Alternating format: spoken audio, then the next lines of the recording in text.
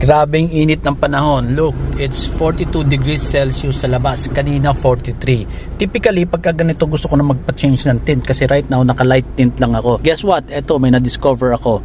Sunshade na parang secondary tint na removable. Ang laki ng improvement nito kasi ang laki ng heat rejection niya. Kita nyo yung difference? Ayan.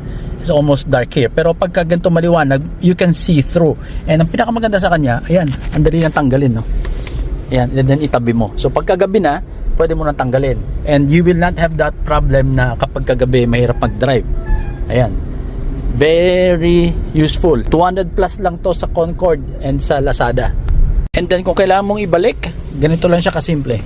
Pasok mo lang dyan, ipit mo ng konti. Ayan, nakadikit na.